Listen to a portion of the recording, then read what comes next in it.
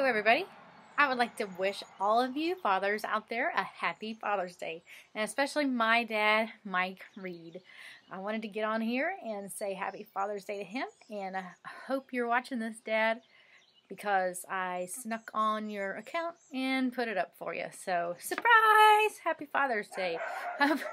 The dogs are hearing me too. They're barking in the background. But hopefully we have already had our pancakes, or we're getting ready to have our pancakes. But anyway, I just want to come on here and tell all you guys about how special my dad is to me.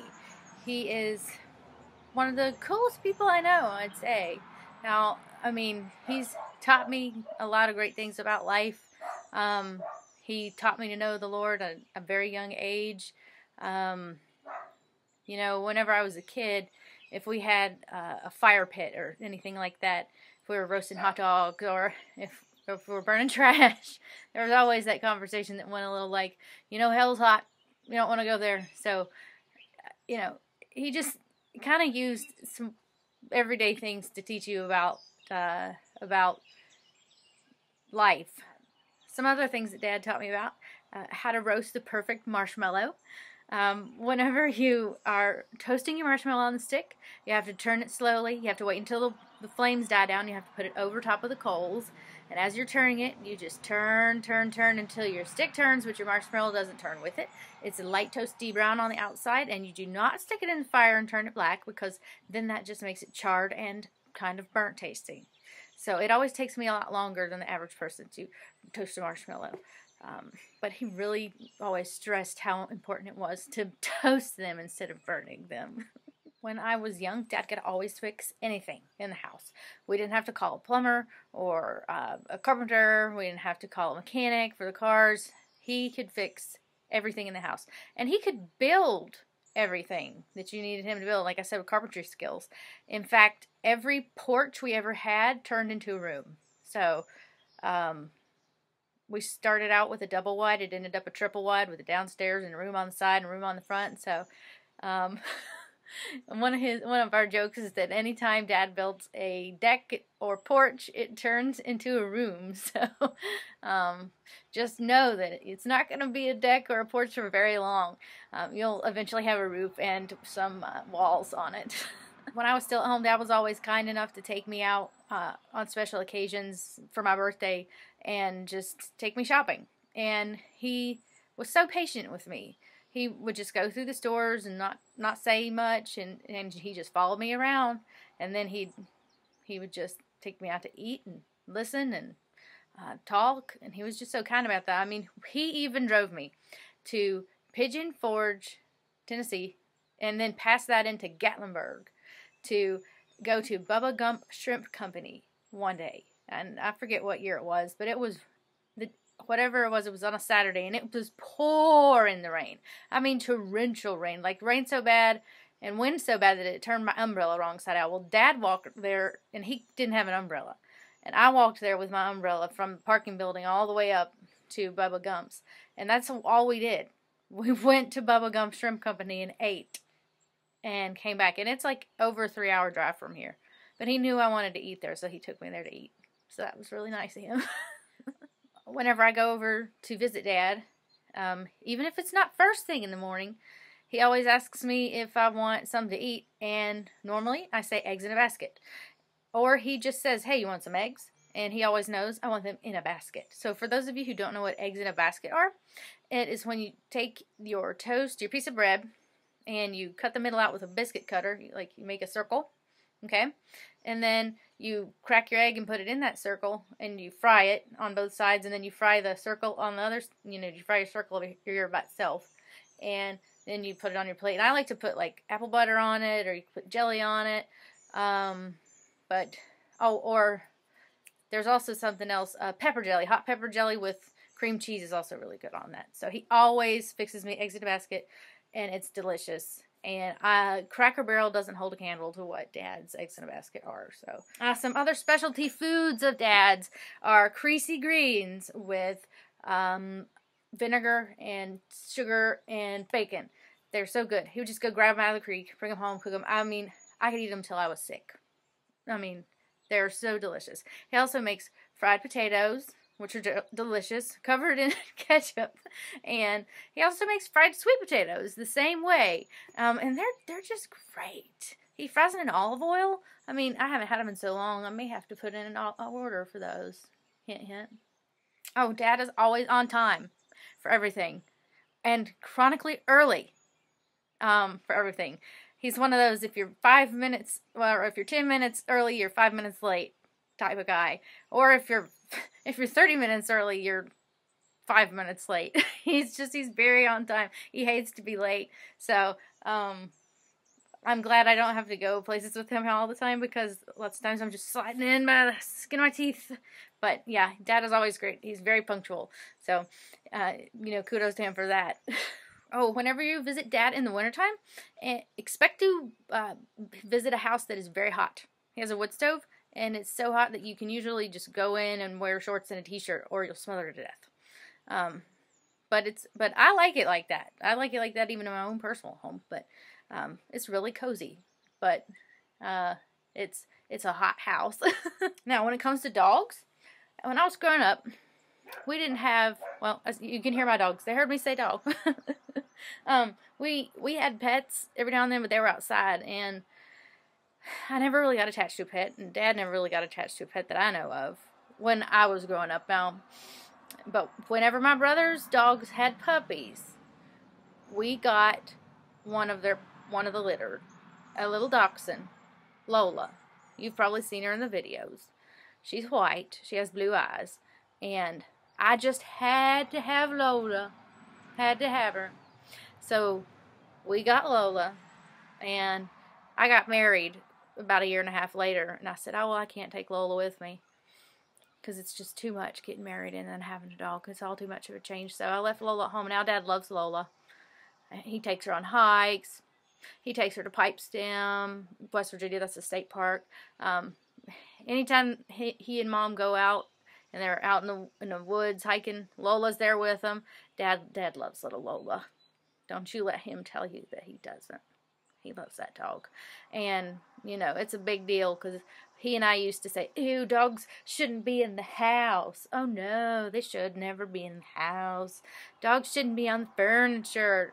Dogs shouldn't be licking on you, and they shouldn't even bring their dirty paws in, because they're nasty. But no, it's like, you get one dog, totally changed. I have 2 dogs in there that are laying on my bed right now. So, whenever you attach a dog, it changes. So, okay, so for those of you who watch the videos, Dad has the hair and the stash. So one time, Dad got his hair cut, and I didn't like it at all.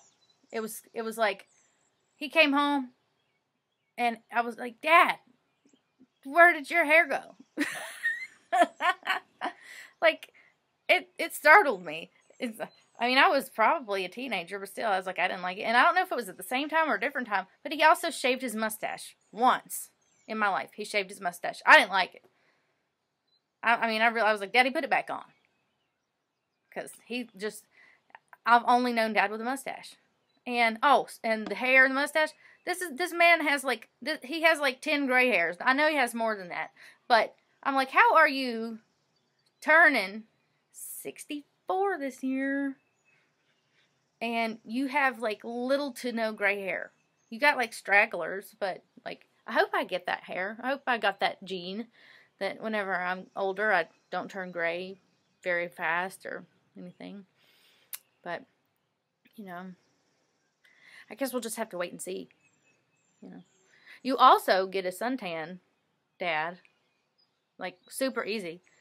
And you're not wrinkled. What's up with that? You never wore sunblock. You're also not wrinkly. It's because you eat wild plants and hike all the time, isn't it? You probably don't hold on to a lot of stress either. Maybe that's something to ponder. I don't know. Now, one time when I was a kid, Dad, we were at Pipestem. Okay, we always went to Pipestem as a kid. But one time, I picked a dandelion. And I didn't know it was a weed. I just thought it was a pretty yellow flower. And I said, I think we have this on videotape at home, but I took it to Dad, and he ate it. And I just bawled, because he ate the flower that I gave him. But he always eats dandelions. He's always just been like, oh, dandelion, I'll eat it. I haven't ever eaten one, by the way.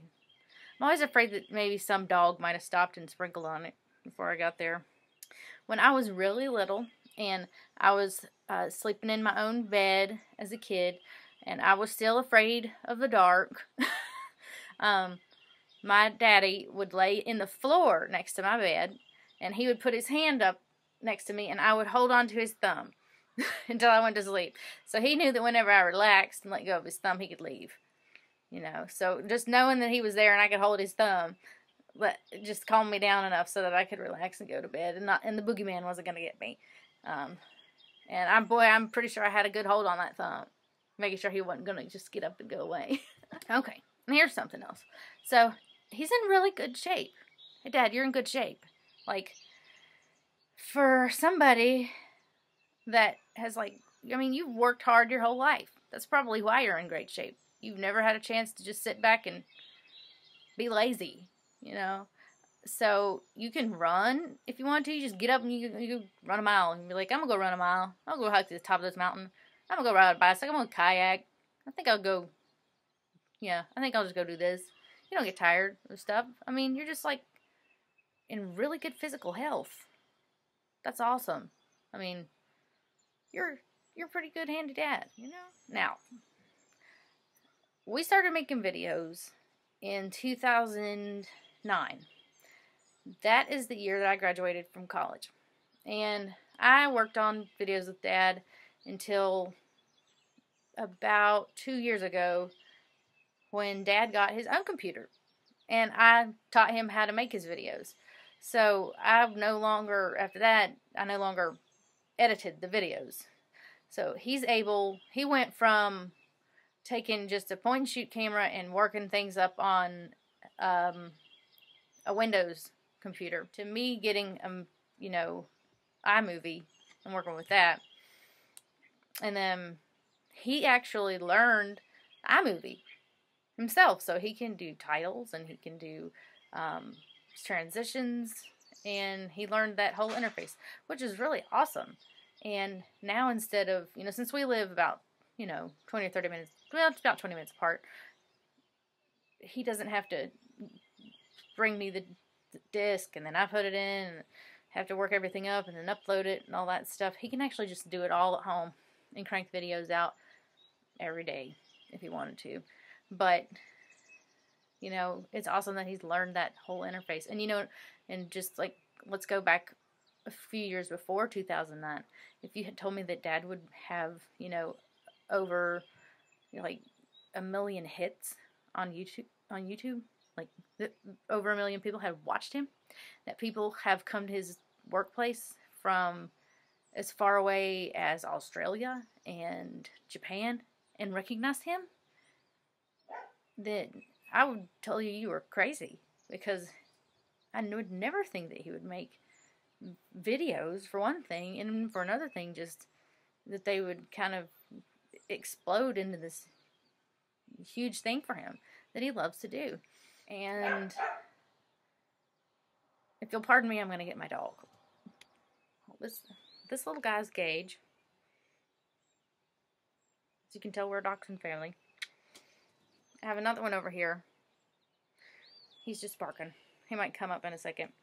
But anyway, I just kind of wanted to give you guys a little bit of background, or just tell you a little bit about why my dad is so awesome. And, and how he taught us how to be, God-fearing people, and just, he's always been there for us. And I'm just so happy to say that he's my dad. And in my heart, he will always be Blaine County Survivor Man. I know he can't call himself that anymore, but that's what I'll always think of him as. But thank you guys for watching. I appreciate it. Hope it didn't bore you too badly. But if you want to shoot him an email and wish him a happy Father's Day, that'd be awesome. He's a really good dad. And you guys know I have a brother. He's in New Mexico. So I'll wish from Seth to Dad a happy Father's Day too, since So can't be here since he's in New Mexico. But hope you guys have a great day. Bye.